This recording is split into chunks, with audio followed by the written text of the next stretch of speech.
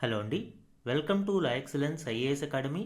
ఈరోజు మనం April first week నాటి ఈనాడు న్యూస్ పేపర్లోని ఆంధ్రప్రదేశ్ రీజనల్ కరెంట్ అఫైర్స్ చూద్దామండి. ఎవ్రీ సండే ఈ వీక్లీ కరెంట్ అఫైర్స్ ఇవ్వాలి అని అనుకున్నాము, బట్ ఈ వీక్ కొంత డిలే అయింది. Next week onwards every Sunday AP weekly current affairs ఇవ్వడానికి ట్రై చేస్తాము. అలానే నెక్స్ట్ వీక్ నుండి తెలంగాణ రీజనల్ కరెంట్ అఫైర్స్ కూడా స్ట్రీమ్లైన్ చేయడం జరుగుతుంది. ఈరోజు మన ఫస్ట్ ఆర్టికల్ చూడండి. అమరావతికి రాజముద్ర 2024 జూన్ 2 నుంచి రాష్ట్ర రాజధాని హోదా. రాష్ట్రపతి ద్రౌపది ముర్ము సంతకంతో చట్టరూపం, గెజెట్ నోటిఫికేషన్ విడుదల. ఈ ఆర్టికల్ ఇటీవల అమరావతికి చట్టబద్ధతను కల్పిస్తూ ఆంధ్రప్రదేశ్ రాష్ట్ర రాజధానిగా ఏపీ రీఆర్గనైజేషన్ యాక్ట్ 2014కి అమెండ్మెంట్ చేయడం జరిగింది. దీనికి సంబంధించిన డీటెయిల్స్ మనం చూద్దాము. ఎగ్జామ్ పాయింట్ ఆఫ్ వ్యూలో ఈ డేట్ అనేది చాలా ఇంపార్టెంట్ అండి. ఆంధ్రప్రదేశ్ రాజధానిగా అమరావతి చట్టపరమైన గుర్తింపు పొందింది. 2024 జూన్ 2 నుంచి అమరావతికి రాష్ట్ర రాజధాని హోదా దక్కింది.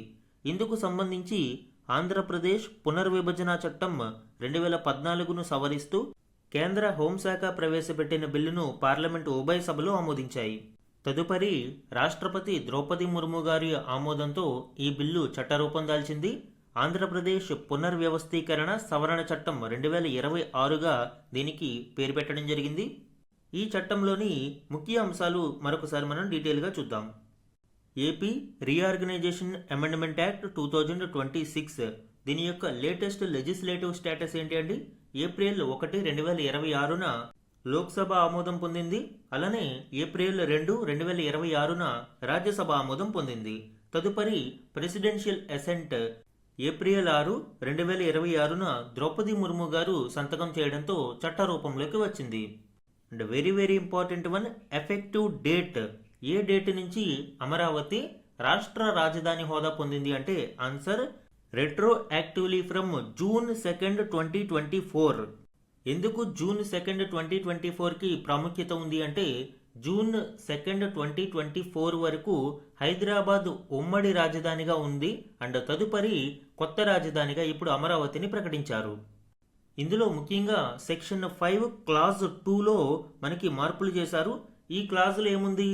There shall be a new capital, అంటే ఆంధ్రప్రదేశ్కు ఒక కొత్త రాజధాని ఉండాలి అని సెక్షన్ 5 క్లాజ్ 2లో మెన్షన్ చేశారు. అయితే ఇప్పుడు ఈ అమెండ్మెంట్ ద్వారా, ఈ సవరణ ద్వారా Amaravati shall be the new capital, అంటే అమరావతి అనేది కొత్త రాజధానిగా ఉండాలి అని ఇక్కడ సవరణ చేయడం జరిగింది. దీనితో అమరావతికి చట్టబద్ధత కల్పించడం జరిగింది. స్టాట్యూటరీ స్టేటస్ ఏంటి? Making it legally difficult for future governments to alter, అంటే భవిష్యత్తులో ఏ ప్రభుత్వాలు వచ్చినా కూడా దీనిని మార్చడం కొంత కష్టతరం అవుతుంది. కాబట్టి అమరావతికి చట్టబద్ధత అనేది కల్పించారు. Key highlights of the bill మనం చూస్తే సోల్ క్యాపిటల్. గత ప్రభుత్వంలో 3 రాజధానులు అనే ప్రపోజల్ ఉండేది. ఇప్పుడు అమరావతిని సోల్ క్యాపిటల్గా నిర్ణయిస్తూ చట్టబద్ధత కల్పించడంతో ఆ ప్రపోజల్ అనేది ఎండ్ అయిపోయింది. అలానే డిఫైన్డ్ ఏరియా, ఈ అమరావతి ప్రాంతం పరిధిలోకి ఏమి వస్తాయి అనేది కూడా క్లియర్గా ఇందులో డిఫైన్ చేయడం జరిగింది. దీని ప్రకారం Andhra Pradesh capital region development authority APCRDA act 2014 కింద నోటిఫై చేసిన ప్రతి ప్రాంతము కూడా అమరావతి రాజధాని ప్రాంతంలోకి వస్తుంది. పార్లమెంటులో ఈ బిల్లును టీడీపీ, బీజేపీ, కాంగ్రెస్ సపోర్టు చేయగా వైఎస్ఆర్సీపీ వ్యతిరేకిస్తూ ప్రొటెస్ట్ చేయడం మరియు వాకౌట్ చేయడం జరిగింది. ఈ రాజధాని విషయంలో ఎటువంటి గందరగోళం మరియు వివాదం తలెత్తకుండా తాజా సవరణతో వివరణ ఇవ్వడం జరిగింది. ఆల్రెడీ చెప్పుకున్నాము. ఆంధ్రప్రదేశ్ రాజధాని ప్రాంత అభివృద్ధి ప్రాధికార సంస్థ చట్టం 2014 కింద నోటిఫై చేసిన రాజధాని ప్రాంతాలన్నీ కూడా అమరావతి కిందకి వస్తాయని ఇందులో పేర్కొన్నారు. అండ్ ఇక్కడ ఇంపార్టెంట్ పాయింట్ ఏంటి అంటే భవిష్యత్తులో ఇందులో ఏ మార్పు చేర్పులు చేయాలి అన్నా పార్లమెంటు మాత్రమే చేయాల్సి ఉంటుంది. శాసనసభ చేసే సవరణలకు చట్టబద్ధమైన విలువ ఉండదు.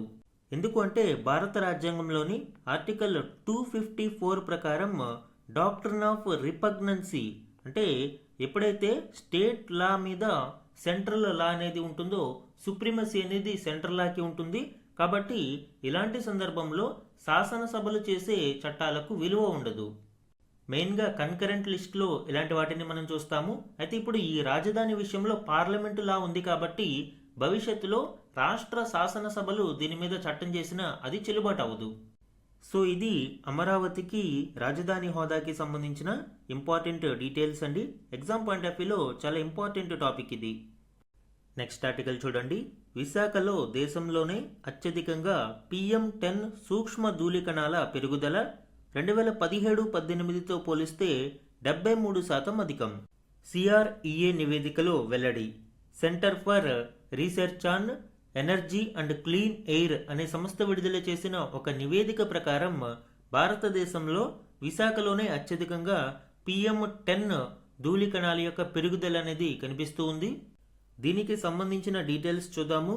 అత్యంత ప్రమాదకర వాయు కాలుష్య కారకమైన PM10 సూక్ష్మ ధూళికణాల స్థాయి అత్యధికంగా పెరిగిన టాప్ 10 నగరాల జాబితాలో విశాఖపట్నం దేశంలోనే మొదటి స్థానంలో ఉంది. 2017-18 ఆర్థిక సంవత్సరంతో పోలిస్తే 2025-26లో ఇవి విశాఖపట్నంలో 73% మేర పెరగడం ఇక్కడ గమనార్హం. Centre for research on energy and clean air CREA సంస్థ మంగళవారం ఈ నివేదికను విడుదల చేయడం జరిగింది. ఈ నివేదిక యొక్క ముఖ్య ఉద్దేశం ఏంటండి? నేషనల్ క్లీన్ ఎయిర్ ప్రోగ్రామ్ని ప్రారంభించి 7 ఏళ్లు పూర్తయిన నేపథ్యంలో ఆ కార్యక్రమం ద్వారా ఏ ప్రగతిని సాధించామనేది విశ్లేషించడానికి ఈ నివేదికను విడుదల చేశారు. అసలు ఈ నేషనల్ క్లీన్ ఎయిర్ ప్రోగ్రామ్ అంటే ఏంటి? దీనిని ఎప్పుడు లాంచ్ చేశారు? 2019లో ministry of environment, forest and climate change దీనిని లాంచ్ చేయడం జరిగింది. దీని యొక్క ప్రధాన ఉద్దేశం ఏంటి అండి? To improve air quality in identified non attainment cities. అంటే ఎయిర్ క్వాలిటీ టార్గెట్స్ని అందుకోలేక మిగిలిపోయిన సిటీస్ ఏవైతే ఉన్నాయో, ముఖ్యంగా మెట్రోపాలిటన్ సిటీస్ ఎక్కువగా ఉంటాయండి. ఇలాంటి సిటీస్ మొత్తం 131 గుర్తించడం జరిగింది. వీటిలో ఈ నేషనల్ క్లీన్ ఎయిర్ ప్రోగ్రామ్ని లాంచ్ చేశారు. మీన్స్ ఈ కార్యక్రమం అనేది త్రూ అవుట్ ద కంట్రీ కాదు, దేశం మొత్తం దీనిని నిర్వహించడం లేదు. ఏవైతే 131 ప్రధాన పట్టణాలు ఉన్నాయో ఈ ఎయిర్ క్వాలిటీలో వెనకబడిన ప్రాంతాలు, వాటిని సెలెక్ట్ చేసుకోవడం జరిగింది. ఈ కార్యక్రమం యొక్క టార్గెట్ ఏంటి అండి? 2025-26 నాటికి పార్టిక్యులేట్ మ్యాటర్ 10 మరియు పార్టిక్యులేట్ మ్యాటర్ 2.5లో 2017 బేస్ ఇయర్ స్థాయితో పోలిస్తే 40% రిడక్షన్ అనేది ఉండాలి. మరి CREA నివేదిక ప్రకారం మనం చూస్తే దేశంలోనే అత్యధికంగా డెహ్రాడూన్లో 75% మేర తగ్గింది. టార్గెట్ 40% ఉంటే 75% మేర తగ్గడం ఇక్కడ విశేషంగా చెప్పవచ్చు అండి. కానీ విశాఖపట్నంలో మాత్రం అంతే స్థాయిలో పెరగడం, 73% పెరుగుదల అనేది కనిపించింది. అంటే తగ్గకపోగా 73% PM10 ధూళికణాల స్థాయి అనేది పెరిగింది. ఇంకొక ఇంపార్టెంట్ పాయింట్ ఏంటి అంటే, ఢిల్లీ వంటి అత్యంత వాయు కాలుష్య నగరాలలో కూడా 17% మేర ఈ PM10 పార్టిక్యులేట్ మ్యాటర్ తగ్గినప్పటికీ కూడా విశాఖపట్నంలో పెరగడం ఇక్కడ గమనార్హం. విశాఖపట్నంలో ఈ పార్టిక్యులేట్ మ్యాటర్ స్థాయి ఎంత ఉంది అంటే, ఒక ఘనపు మీటర్కు 132 మిల్లీగ్రాముల మేర PM10 ధూళికణాలు విస్తరించి ఉన్నాయి. అండ్ PM10 పార్టిక్యులేట్ మ్యాటర్ అత్యధికంగా ఉన్న నగరాలలో దేశంలోని టాప్ 10 నగరాల జాబితాలో విశాఖపట్నం 7వ స్థానంలో ఉంది. అలానే 2026 మార్చి నెలలో దేశంలో అత్యంత కాలుష్య నగరంగా గురుగ్రామ్ మొదటి స్థానంలో ఉండడం ఇక్కడ చూడవచ్చు. ఇదే కంటెక్స్ట్లో మనము PM2.5 రైజ్ గురించి కూడా చూద్దాము అండి. విశాఖపట్నంలో రైజింగ్ PM2.5 ట్రెండ్స్ని పరిశీలిస్తే 2019-20లో ఒక ఘనపు మీటర్కు 44 మైక్రోగ్రామ్స్ PM2.5 ఉండేది. అయితే ఇప్పుడు రఫ్గా 2023-24 నాటికి 78 మైక్రోగ్రామ్స్కి అది జంప్ అయింది. ఒకానొక సందర్భంలో దేశంలోనే సెకండ్ మోస్ట్ పొల్యూటెడ్ సిటీగా విశాఖపట్నం ఉంది. అండ్ ఇప్పుడు అది ఫ్లక్చువేట్ అవుతూ ఉంది. కరెంట్ స్టేటస్ మనం చూస్తే 13th most polluted city in India PM2.5 లెవెల్స్లో. అలానే PM10 లెవెల్స్ కూడా దారుణంగా ఉన్నాయి. మనకి నేషనల్ క్లీన్ ఎయిర్ ప్రోగ్రామ్ యొక్క టార్గెట్ ఎంత? 40% రిడక్షన్. కానీ ఇక్కడ PM2.5 లెవెల్స్ 33% రైజ్ అవ్వడం మనం ఇక్కడ చూడవచ్చు. PM10 అయితే మాత్రం 73% రైజ్ అనేది ఉంది. సో ఈ విధంగా విశాఖపట్నం నేషనల్ క్లీన్ ఎయిర్ ప్రోగ్రాంలో కంప్లీట్గా ఫెయిల్డ్ అవ్వడం మనం ఇక్కడ చూడవచ్చు. అసలు వరల్డ్ హెల్త్ ఆర్గనైజేషన్ యొక్క గైడ్ లైన్స్ ఎంతండి? పిఎం 2.5 అయితే 5 micrograms per metre cube. PM 10 అనేది 15 మైక్రోగ్రామ్స్ పర్ మీటర్ క్యూబ్. అలానే నేషనల్ యాన్యువల్ లిమిట్స్ మనము చూసినప్పుడు 40 micrograms per metre cube in PM 2.5 levels and 60 micrograms per metre cube in PM 10 levels. కానీ విశాఖపట్నం యొక్క రీసెంట్ యావరేజెస్ చూస్తే పిఎం 2.5లో 78 micrograms per metre cube, అలానే PM 10 లెవెల్స్లో 132 మైక్రోగ్రామ్స్ పర్ మీటర్ క్యూబ్ చూస్తూ ఉన్నాము. సో ఇదంతా కూడా విశాఖపట్నంలోని ఈ PM 2.5 and PM 10 particulate matter యొక్క పొల్యూషన్ రైజ్ గురించి వివరిస్తున్నాయి.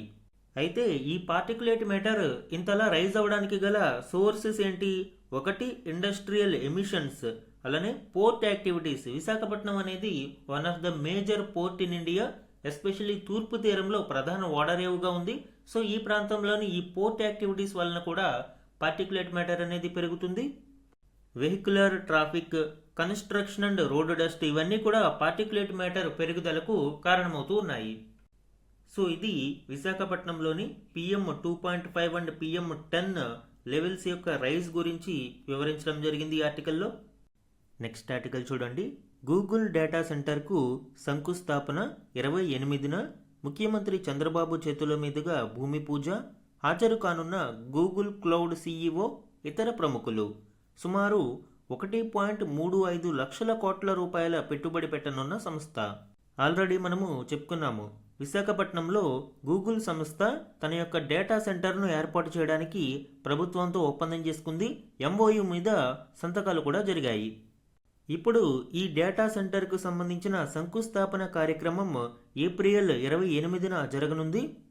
దీనికి సంబంధించిన కంప్లీట్ డీటెయిల్స్ ఇప్పుడు చూద్దాము. Google's first AI hub in India విశాఖపట్నంలో ఏర్పాటు చేయనున్నారు.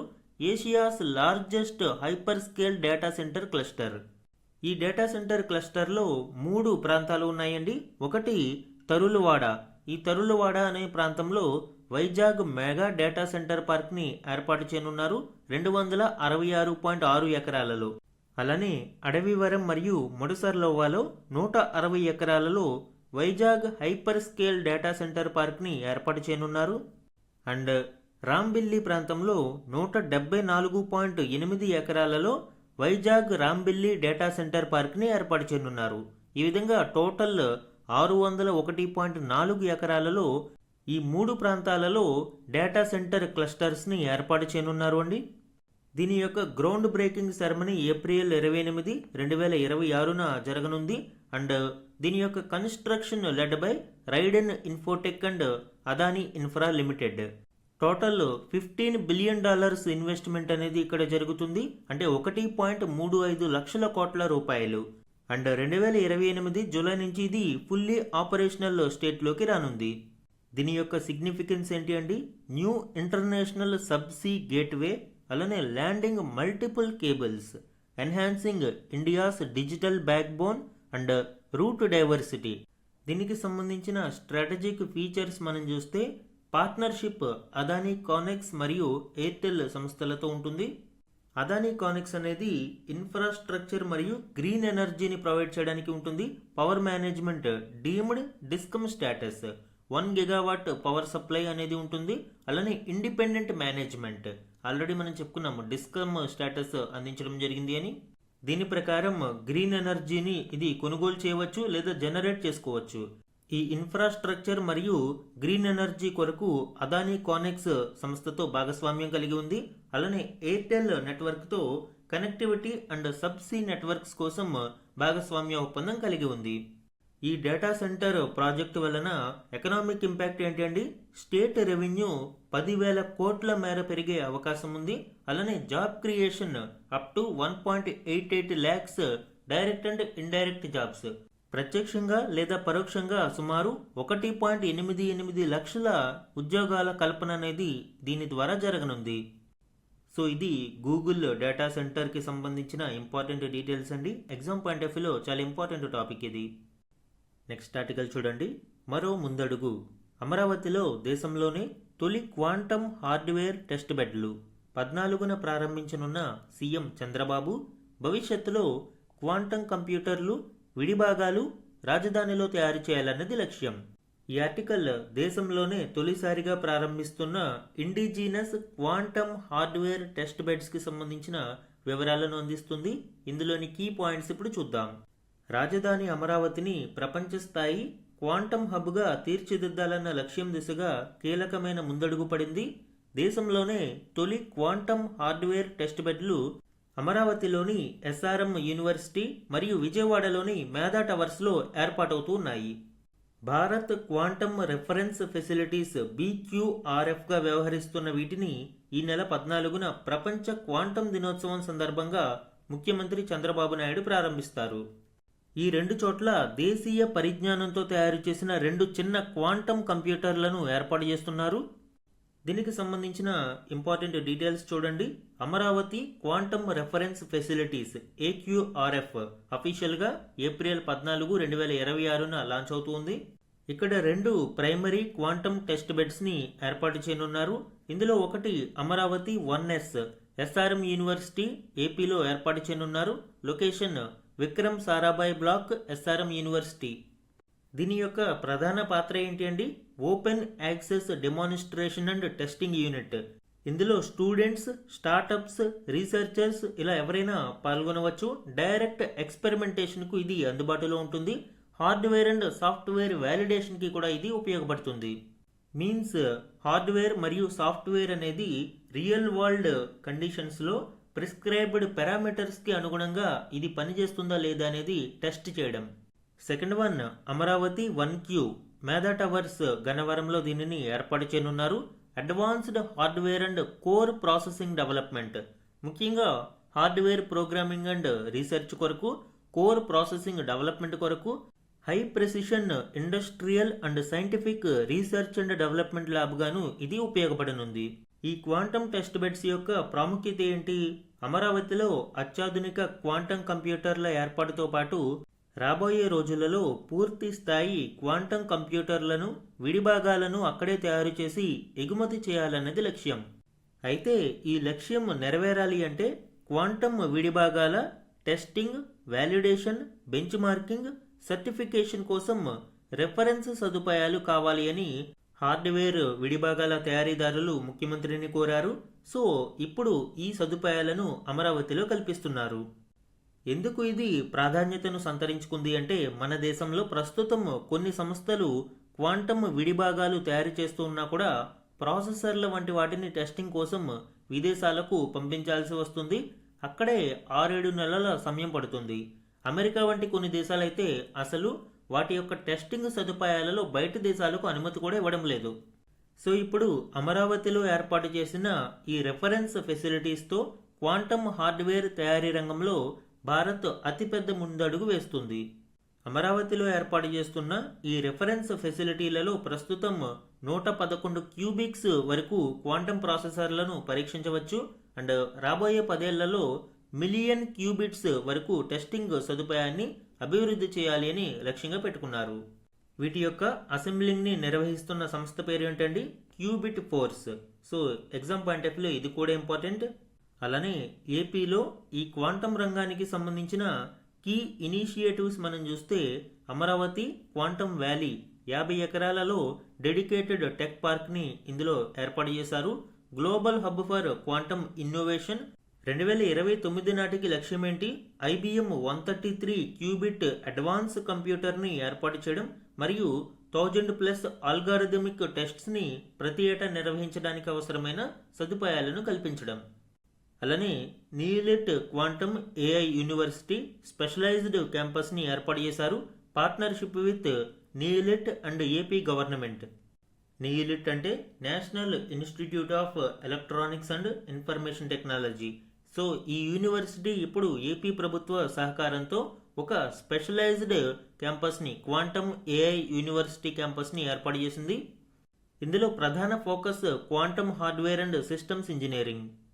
అలానే ప్రస్తుతం ఈ Amaravati 1S and Amaravati 1Q testing beds ఏర్పాటు కొరకు technical support from leading institutions like TIFR, IISc and DRDO. Amaravati quantum test bed ఫెసిలిటీస్లోని హైలైట్స్ మనం చూస్తే ప్రైమరీ యూజ్ ఏంటండి, testing cables, amplifiers, control systems and cryogenic validation. Especially cryogenic dilution refrigerator అనేది ఇందులో చాలా చాలా కీలకమండి. ఎందుకంటే క్వాంటం కంప్యూటర్లలో -273 ° ఉష్ణోగ్రతను నిర్వహించేందుకు ఈ డైల్యూషన్ రిఫ్రిజిరేటర్లను వినియోగిస్తారు. అలానే దీనికి సంబంధించి యాక్సెస్ మోడల్ అనేది చూస్తే open access for academic and commercial startups, technology, super conducting qubits using indigenously developed components, partners IBM, TCS, L&T and several IITs. సో ఇది అమరావతిలో ఏర్పాటు చేస్తున్న క్వాంటమ్ హార్డ్వేర్ టెస్ట్ బెడ్స్కి సంబంధించి, అండ్ ఇది ఇండిజినస్లీ డెవలప్ చేయడం మరొక విశేషం. నెక్స్ట్ ఆర్టికల్ చూడండి. ప్రజా ఉద్యమంగా నీటి భద్రత, జలవనరుల సంరక్షణకు 100 రోజుల ప్రత్యేక కార్యాచరణ, భూగర్భ జలమట్టాన్ని కనీసం 1.5 మీటర్లు పెంచడమే లక్ష్యం, సాగునీటి సంఘాల సభ్యులతో ముఖ్యమంత్రి చంద్రబాబు టెలికాన్ఫరెన్స్. ఈ ఆర్టికల్ ఏపీలో ప్రతిష్టాత్మకంగా నిర్వహించనున్న జలధార కార్యక్రమానికి సంబంధించిన కీలక డీటెయిల్స్ని అందిస్తుంది. ఇందులోని కీ పాయింట్స్ ఇప్పుడు చూద్దాం. రాష్ట్రంలోని చెరువులన్నీ నింపి భూగర్భ జలమట్టాన్ని కనీసం 1.5 మీటర్ల మేర పెంచడమే లక్ష్యంగా ముందుకు వెళ్లాలి అని అధికారులు మరియు ప్రజాప్రతినిధులను ముఖ్యమంత్రి ఆదేశించారు. వేసవి కంటే ముందు 6 మీటర్లు, వర్షాకాలం పూర్తయ్యే నాటికి 3 మీటర్లకు భూగర్భ జలమట్టం ఉండేలా చర్యలు చేపట్టాలని సూచించారు. రాష్ట్ర వ్యాప్తంగా 5,697 గ్రామాలలో భూగర్భ జలాల ఎద్దడి ఉన్నట్లు గుర్తించామని అన్నారు. అందువల్లనే ఈ వాటర్ స్ట్రెస్డ్ రీజియన్స్ మీద ప్రత్యేక శ్రద్ధ పెట్టాలని ఆయన ఆదేశించడం ఇక్కడ చూడవచ్చు. నీటి భద్రతపై 100 రోజుల కార్యాచరణను అనంతపురం జిల్లా తాడిపత్రి నియోజకవర్గం యాడికి నుంచి ప్రారంభిస్తున్నాను అని ఆయన తెలిపారు. సో ఇక్కడ ఈ ప్లేస్ కూడా ఇంపార్టెంట్ అండి. దీని యొక్క టైం పీరియడ్ ఏంటి, ఏప్రిల్ 6 నుంచి జూలై 14 వరకు 4 దశలలో దీనిని నిర్వహించనున్నారు. ఈ కార్యక్రమం యొక్క ప్రధాన ఉద్దేశం ఏంటి, రాష్ట్ర స్థాయి నుంచి క్షేత్రస్థాయి వరకు నీటి భద్రత మీద ప్రత్యేక దృష్టి సారించేలాగా కార్యాచరణ ఉండాలి. ప్రతి నీటి చుక్కను సంరక్షించడం, ప్రతి ఎకరాకు నీరు అందించడం, ప్రతి రైతుకు భరోసా ఇవ్వడమే ఈ కార్యక్రమం యొక్క ముఖ్య ఉద్దేశ్యం. గ్రామ పంచాయతీల భాగస్వామ్యంతో ఇది అమలు కావాలి. సాగునీటి సంఘాలు డ్రైవింగ్ ఫోర్స్లా ఉండాలి అని ముఖ్యమంత్రి చంద్రబాబు గారు సూచించడం ఇక్కడ చూడవచ్చు. అలానే అన్నమయ్య జిల్లాలో చేపట్టిన ప్రాజెక్టు జలధార స్ఫూర్తిగా వాగులు, వంకలు, ఇతర నీటి వనరుల్ని అనుసంధానించాలి అని సూచించారు. ఉపగ్రహ చిత్రాల ఆధారంగా శాస్త్రీయంగా చెరువుల మ్యాపింగ్ చేయాలి.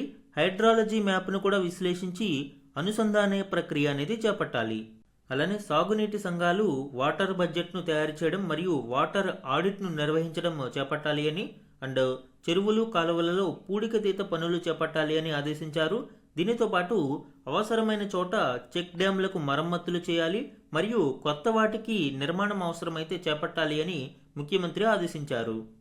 సో ఇది ఏపీలో జలధార కార్యక్రమానికి సంబంధించిన ఇంపార్టెంట్ డీటెయిల్స్ అండి. Exam point of view important. And దీనికి సంబంధించిన మరిన్ని డీటెయిల్స్ చూద్దామండి. Jaladhara water security responsibility programme 100 days special action plan already మనం చెప్పుకున్నాము. ఏప్రిల్ 6 నుంచి జూలై 14 వరకు దీనిని నిర్వహించనున్నారు. ప్రధాన ఉద్దేశం ఏంటి, మేక్ ఏపీ డ్రాట్ ఫ్రీ, అంటే ఆంధ్రప్రదేశ్ని కరువు రహిత ప్రాంతంగా తీర్చిదిద్దాలి అనేది దీని యొక్క ప్రధాన ఉద్దేశ్యం. 4 దశలలో దీనిని నిర్వహించనున్నారు. ఇందులో మొదటి దశలో ఏప్రిల్ 6 నుంచి 15 మధ్య identification of necessary conservation works across the state. రాష్ట్ర వ్యాప్తంగా ఈ కన్జర్వేషన్ వర్క్స్, సంరక్షణకి సంబంధించిన పనులు ఏవైతే ఉన్నాయో వాటన్నిటిని గుర్తించడం దీని యొక్క ప్రధాన ఉద్దేశ్యం. ఇక రెండవ దశలో securing administrative approvals for projects, April 16 నుంచి 20 మధ్య సెకండ్ ఫేజ్. ఇందులో నీటి సంరక్షణకు గుర్తించిన పనులు ఏవైతే ఉన్నాయో వాటికి అడ్మినిస్ట్రేటివ్ శాంక్షన్, ఆమోదం పొందడం ప్రధాన ఉద్దేశ్యం. ఇక మూడవ దశ ఏప్రిల్ 21 నుంచి జూలై 9 వరకు intensive execution of physical works, ఏవైతే ఈ గుర్తించి ఆమోదం పొందిన వర్క్స్ ఉన్నాయో వాటిని త్వరితగతిన పూర్తి చేయడం. ఇక 4వ దశ జూలై 10 నుంచి 14 వరకు final submission of completion reports and audits, so ఈ వర్క్స్ ఏవైతే ఉన్నాయో అవి పూర్తయినట్లు నివేదికలు ఇవ్వడం మరియు దాని మీద ఆడిట్ను నిర్వహించడం. ఈ కార్యక్రమం యొక్క కీ ఆబ్జెక్టివ్స్ అండ్ టార్గెట్స్ని మనం చూస్తే గ్రౌండ్ వాటర్ రీఛార్జ్, ఈ భూగర్భ జలాలను పెంపొందించడం దీని యొక్క ప్రధాన ఉద్దేశ్యం. ఓవరాల్గా 1.5 మీటర్స్ ఆన్ అన్ యావరేజ్ రాష్ట్ర వ్యాప్తంగా పెరగాలి అనేది ఈ కార్యక్రమం యొక్క లక్ష్యం. ప్రయారిటీ జోన్స్ చూడండి, special focus on 5697 ground water stressed villages. అంటే ఏ ప్రాంతాలలో 15 మీటర్ల కంటే లోతున ఈ భూగర్భ జలాలు అట్టడుగున ఉండిపోయాయో అలాంటి ప్రాంతాలని ప్రత్యేక శ్రద్ధ పాటించాలి. ఈ కార్యక్రమం యొక్క సీజనల్ బెంచ్ మార్క్స్ని కూడా ఇక్కడ చూడవచ్చండి. ఆల్రెడీ చెప్పుకున్నాము, సమ్మర్లో బిలో 6 మీటర్స్ మెయింటైన్ చేయాల్సి ఉంటుంది. ఇక పోస్ట్ మాన్సూన్కి వచ్చేటప్పటికి బిలో 3 మీటర్స్ రీఛార్జ్ అనేది ఉండాలి. అలానే స్టోరేజ్ ఎన్హాన్స్మెంట్, అంటే ఈ చెరువులు, ఈ కుంటలు ఇలాంటి వాటన్నిటి యొక్క స్టోరేజ్ కెపాసిటీని పెంపొందించాలి. ఈ కార్యక్రమంలోని కోర్ కన్జర్వేషన్ స్ట్రాటజీస్ మనం చూస్తే ఇన్ఫ్రాస్ట్రక్చర్ రీస్టోరేషన్ ఆల్రెడీ చెప్పుకున్నాము. కెనాల్స్ కావచ్చు, ట్యాంక్స్ కావచ్చు, చెక్ డ్యామ్స్ కావచ్చు, ఇలాంటి వాటి యొక్క రిపేర్స్ కానీ, అలానే ఫీడర్ ఛానల్స్లో డీసిల్టింగ్, పూడికతీత పనులు కానీ చేపట్టాల్సిన అవసరం ఉంటుంది. ముఖ్యంగా సైంటిఫిక్ మ్యాపింగ్, శాటిలైట్ ఇమేజరీ మరియు హైడ్రలాజికల్ మ్యాపింగ్ని దృష్టిలో పెట్టుకుని కార్యక్రమం నిర్వహించాలి. కమ్యూనిటీ పార్టిసిపేషన్, ఎస్పెషల్లీ 60,000కు పైగా ఉన్న వాటర్ యూజర్స్ అసోసియేషన్ మెంబర్స్ ఎవరైతే ఉన్నారో వారిని ఇందులో భాగస్వామ్యం చేయాలి. వీరిని ఎన్నికల ద్వారా ఎన్నుకోవడం జరిగింది. సో ఈ ఎన్నికైన సభ్యులని కీలక భాగస్వాములుగా ఇందులో భాగస్వామ్యం చేయాల్సిన అవసరం ఉంటుంది. లోకల్ వాటర్ బడ్జెటింగ్ మరియు ఆడిట్స్ కోసం వీరి యొక్క పాత్ర అనేది ఉంటుంది. అలానే technological integration, especially mobile apps like aware 2.0 వంటి వాటిని వినియోగించుకోవడం ద్వారా రియల్ టైమ్ మానిటరింగ్ మరియు టెక్నికల్ సపోర్ట్ అనేది అందిస్తుంది. అలానే అన్నమయ్య జిల్లాలోని ప్రాజెక్టు జలధార గురించి ఆల్రెడీ చెప్పుకున్నాము. సో ఈ సక్సెస్ఫుల్ మోడల్ని రాష్ట్ర వ్యాప్తంగా అమలు చేయాలి. ఇందులో భాగంగా స్ట్రీమ్ ఇంటర్లింకింగ్ అనేది చేయాల్సి ఉంటుంది. సో ఇది ప్రాజెక్టు జలధారకి సంబంధించిన కీ డీటెయిల్స్ అండి. Exam point of view important topic.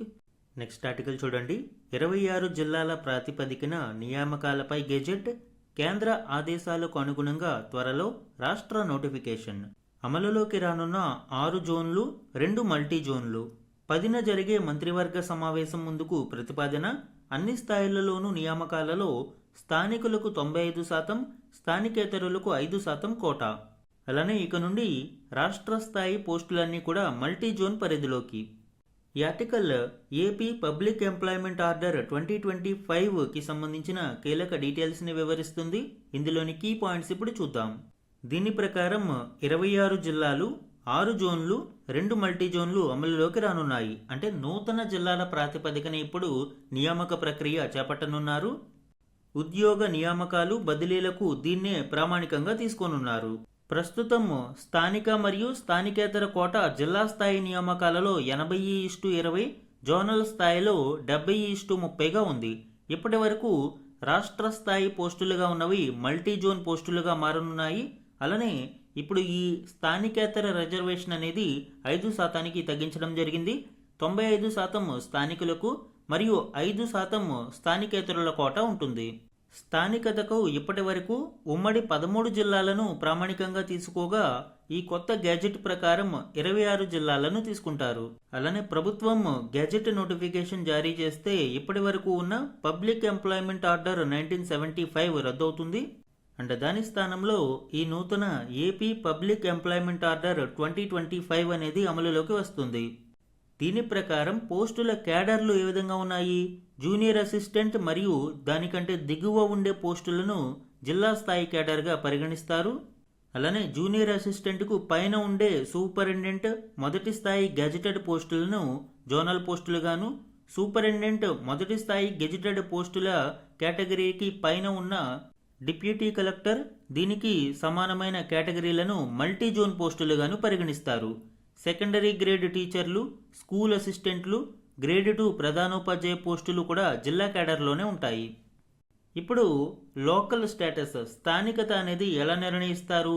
స్థానికత విషయంలో ఏదైనా పోస్టుకు నిర్ణయించిన విద్యార్హతలో 7 ఏళ్లు ఎక్కడ చదివారో పరిశీలించి అందులో 4 ఏళ్లు చదివిన ప్రాంతాన్ని స్థానికంగా నిర్ధారిస్తారు. ఈ జోన్లు మరియు మల్టీ జోన్లు పరిధిలోకి వచ్చేవి మనం చూస్తే మల్టీ జోన్ 1లోకి జోన్ 1 శ్రీకాకుళం, విజయనగరం, పార్వతీపురం, మన్యం, విశాఖపట్నం, అనకాపల్లి ఇవి జోన్ 1లోకి వస్తాయి. అలానే జోన్ 2లో అల్లూరి సీతారామరాజు, తూర్పుగోదావరి, కాకినాడ, డాక్టర్ బిఆర్ అంబేద్కర్ కోనసీమ ఇవి జోన్ 2లోకి వస్తాయి. ఇక జోన్ 3లో పశ్చిమ గోదావరి, ఏలూరు, ఎన్టీఆర్, కృష్ణా జిల్లాలు. ఇప్పుడు ఈ 3 జోన్లు కలిపి మల్టీ జోన్ 1లోకి వస్తాయి. ఇక మల్టీ జోన్ 2లో గుంటూరు, పల్నాడు, బాపట్ల, ప్రకాశం, పొట్టి శ్రీరాములు, నెల్లూరు జోన్ 4 ఇది. అలానే జోన్ 5లో Tirupati, Chittoor, Annamayya, YSR Kadapa zone 5 and zone 6లో నంద్యాల, అనంతపురం, కర్నూలు, శ్రీ సత్యసాయి జోన్ 6లోకి వస్తాయి. ఇప్పుడు ఈ 3 జోన్లు మల్టీ జోన్ 2లో ఉంటాయి. సో ఇది ఆంధ్రప్రదేశ్ పబ్లిక్ ఎంప్లాయ్మెంట్ ఆర్డర్ 2025కి సంబంధించిన ఇంపార్టెంట్ డీటెయిల్స్ అండి. ఎగ్జామ్ పాయింట్ ఆఫ్ వ్యూలో ఇది ఇంపార్టెంట్ టాపిక్. అండ్ ఈరోజు మన లాస్ట్ టాపిక్ చూడండి. జ్ఞానభూమికి స్కాచ్ అవార్డు రావడంపై సీఎం అభినందన. 2026 స్కాచ్ అవార్డ్స్కి సంబంధించిన డీటెయిల్స్ ఇక్కడ ఇవ్వడం జరిగింది అండి. ఇందులోని కీ పాయింట్స్ ఇప్పుడు చూద్దాము. సాంఘిక సంక్షేమ శాఖ అమలు చేస్తున్న జ్ఞానభూమి వెబ్సైట్కు ప్రతిష్టాత్మక స్కాచ్ అవార్డు రావడంపై ముఖ్యమంత్రి హర్షం వ్యక్తం చేశారు. ఈ జ్ఞానభూమి పోర్టల్ స్కాచ్ ప్లాటినం అవార్డును గెలుచుకుంది. ఈ సందర్భంగా చంద్రబాబు గారు వారిని అభినందించారు. అలానే ఏపీకి రిలేటెడ్గా 2026 స్కాచ్ అవార్డ్స్ మనం చూస్తే డిజిటల్ గవర్నెన్స్లో 2 అవార్డ్స్ని సొంతం చేసుకుంది. Advanced e governance ఇనిషియేటివ్స్కి. అలానే NTR police commissionerate scotch gold అవార్డును దక్కించుకుంది ప్రాజెక్టు అస్త్రం గురించి. ఈ ప్రాజెక్ట్ అస్త్రం దేని గురించి అండి? E governance in police and safety విషయంలో. అలానే ఆప్కో సంస్థకు Andhra Pradesh state handloom Weaver cooperative society ఈ ఆప్కో సంస్థకు అవుట్ స్టాండింగ్ డిజిటైజేషన్కి సంబంధించి స్కాచ్ అవార్డు అనేది లభించింది. కంప్యూటరైజ్డ్ బిల్లింగ్, ఈ కామర్స్ ప్లాట్ఫామ్స్ని అందుబాటులోకి తీసుకురావడంతో. అలానే ఏపీ ట్రాన్స్కోకి కూడా గోల్డ్ అవార్డు లభించింది ఎనర్జీ పోర్ట్ఫోలియో మేనేజ్మెంట్ సిస్టమ్ కొరకు. ఇక ఏపీ సిపిడిసిఎల్కు సిల్వర్ అవార్డు లభించింది 33/11 kV కంటైనరైజ్డ్ సబ్స్టేషన్స్ని నిర్వహించినందుకు పవర్ అండ్ ఎనర్జీ సెక్టార్లో. అలానే రాష్ట్రంలో యోగాంధ్ర క్యాంపెయిన్ను సమర్థవంతంగా నిర్వహించినందుకు పబ్లిక్ హెల్త్ అవేర్నెస్ కేటగిరీలో ఆయుష్ డిపార్ట్మెంట్కు స్కాచ్ సిల్వర్ అవార్డు అనేది లభించింది. ఇక సోషల్ వెల్ఫేర్ డిపార్ట్మెంట్ అంటే సాంఘిక సంక్షేమ శాఖలో జ్ఞానభూమి పోర్టల్ నిర్వహణకి గాను స్కాచ్ ప్లాటినం అవార్డు లభించింది. Real time service delivery for scholarships and hostels. Skoch అవార్డ్స్లో ఏపీ ఎప్పుడు ముందంజలోనే ఉంటుంది అండి. 2024లోని స్టేట్ ఆఫ్ గవర్నెన్స్ రిపోర్ట్లో 3వ స్థానంలో నిలిచింది. అలానే జాతీయ స్థాయిలో ఏపీ యొక్క టాప్ సెక్టార్స్ మనం చూస్తే finance, power and energy and environment sectors. రాష్ట్రం ఈ 3 విభాగాలలో ముందంజలో ఉంటూ అనేక స్కాచ్ అవార్డ్స్ అనేవి గెలుచుకుంటుంది. సో ఇది ఏపీకి సంబంధించి ప్రతిష్టాత్మక స్కాచ్ అవార్డ్స్కి సంబంధించిన కీలక డీటెయిల్స్ అండి. ఇవి ఏప్రిల్ మొదటి వారంలోని ఈనాడు న్యూస్ పేపర్లో గల AP related important current affairs. Thank you for watching.